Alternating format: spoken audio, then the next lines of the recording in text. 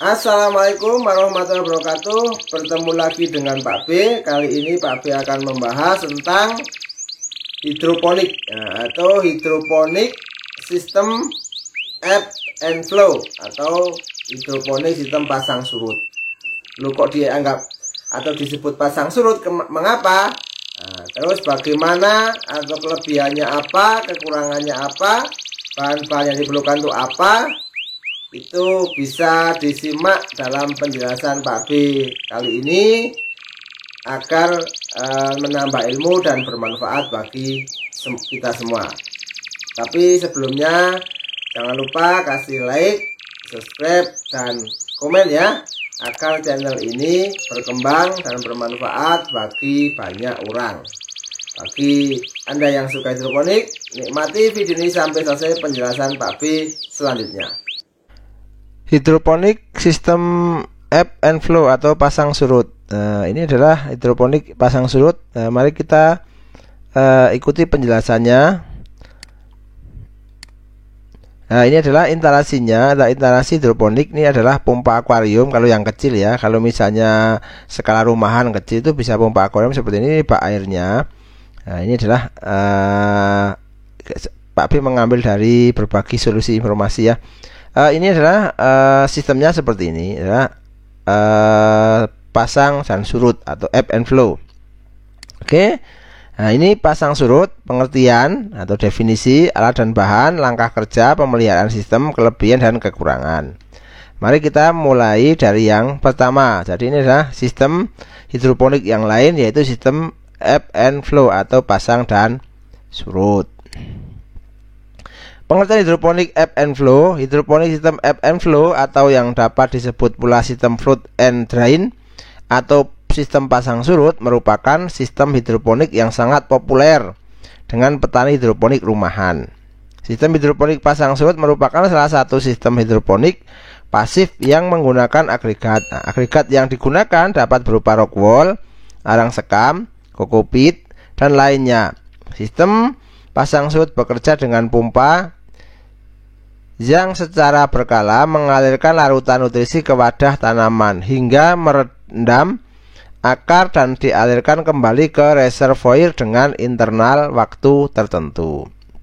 Itu ya, itu seperti itu. Untuk itu namanya hidroponik ebb and flow atau pengertian atau definisinya seperti itu. Alat dan bahan hidroponik sistem ebb and flow atau pasang surut. Ada bak penanaman, bak larutan nutrisi, pompa kecil, rak penanaman, paralon, timer, job, flock shock, shock ulir luar, water turret, shock ulir dalam, timbangan analitis, wadah untuk larutan pengaduk, gergaji pralon, penggaris, cutter, bor listrik, meteran, net, pot. Nah, ini adalah alat-alat yang digunakan atau yang diperlukan dalam pembuatan atau instalasi dari hidroponik. Sedangkan bahannya ada benih sawi ya. Misalnya ini salah satu contoh saja ya, benih sawi bisa kubis, bisa kangkung, bisa cabai, dan sebagainya ya. Itu bisa selada, lem pralon, rock wool, air dan nutrisi abimik. Langkah kerja hidroponik. Langkah kerjanya, sistem kerja pasang surut ini dengan mempertahankan air di wadah tanaman yang sedang tumbuh. Terdapat timer yang akan mengatur waktu untuk menyalakan pompa dan air atau nutrisi. Air dan nutrisi dialirkan melalui pipa dari penampungan ke bagian utama sistem hidroponik menggunakan pompa mancur yang dicelupkan dalam bak penampungan. Larutan nutrisi akan terus mengisi membanjiri sistem hingga mencapai ketinggian pipa luapan yang telah ditetapkan sehingga membasahi akar tanaman. Ini adalah langkah kerjanya seperti itu. Jadi hidroponik sistem pasang surut. Nah, ini pasang surut ya. Ebb and flow pasang surut itu seperti itu. Pipa Luapan harus diatur sekitar 2 inci di bawah media tumbuh. Ketika air dialirkan pada sistem, air akan mencapai ketinggian pipa luapan kemudian mengalir kembali ke penampungan dan bersirkulasikan kembali melalui sistem lagi. Pipa luapan mengatur ketinggian muka air dalam sistem flood dan drain, serta memastikan air larutan nutrisi tidak tumpah keluar dari bagian atas sistem. Sementara pompa menyala, ketika pompa menutup, air sifon kembali ke dalam penampungan melalui pompa. Ya seperti pasang surut itu, pasang dan surut. Pemeliharaan dilakukan dengan membersihkan pipa pralon dengan digosok bertujuan untuk menghilangkan endapan dan lumut yang muncul. Setelah seluruhnya dibersihkan, kemudian pipa pada sistem dialiri hidrogen peroksida H2O2 setiap 2 kali musim tanam. Tujuannya adalah mensterilkan sistem hidroponik dari bibit-bibit penyakit. Hidrogen peroksida H2O2 yang digunakan adalah cairan dengan kepekatan 3% yang dilarutkan dalam air sebanyak 1 liter. Ya. Pengaliran larutan H2O2 ini dilakukan selama kurang lebih 2 jam.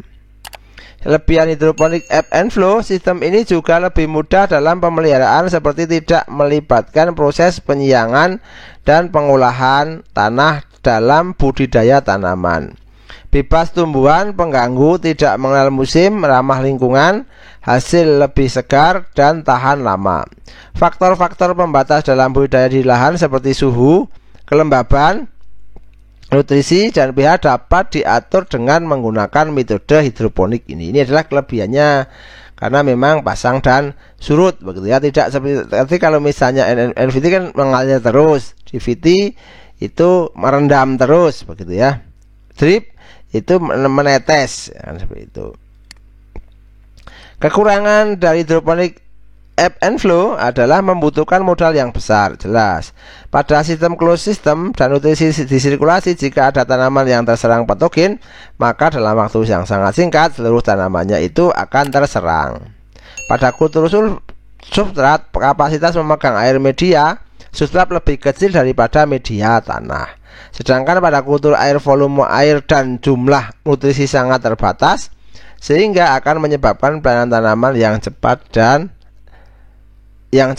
dan stres yang serius. Itu seperti ini adalah kekurangannya. Oke, terima kasih. Semoga bermanfaat, semoga menginspirasi. Untuk nutrisinya itu hampir sama dengan hidroponik yang lain. Jadi membutuhkan 13 unsur yang ada, yaitu diklasifikasikan sebagai makronutrien dan mikronutrien. Untuk makronutrien itu yang diperlukan dalam jumlah yang agak banyak atau besar, seperti nitrogen, fosfor, kalium, kalsium, magnesium, sulfur. Dan yang mikronutrien itu dalam jumlah yang lebih sedikit atau lebih kecil, seperti besi, mangan, boron, ya, terus molybdenum, klor. Sedangkan unsur karbon, oksigen dan juga hidrogen itu dipasok oleh air. Jadi seperti itu. Itu adalah contoh dari semuanya hampir mirip, tapi caranya menyampaikan ke akar itu yang berbeda-beda. Ada yang mengalir terus-menerus seperti NVT, ada yang direndam seperti DVT, ada yang diteteskan seperti drip atau vertigasi. Nah, ini adalah dengan cara pasang dan surut. Seperti itu. Jadi semuanya ada plus minusnya, ada kelebihan dan kekurangannya. Seperti itu. Semoga ini menjadikan tambah ilmu, menjadikan pengalaman berharga buat Anda semua.